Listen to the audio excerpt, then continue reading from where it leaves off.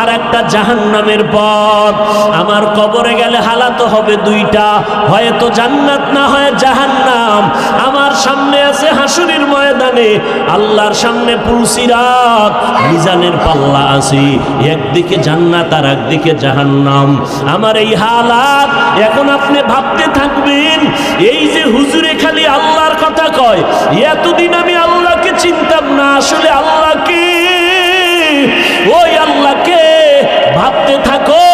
এত বিশাল আসমান যিনি বানাইছেন তিনি আমার মালিক, এত বিশাল জমিন যিনি বানাইছেন তিনি আমার আল্লাহ, এত সুন্দর কণ্ঠ দান করছেন তিনি আমার আল্লাহ।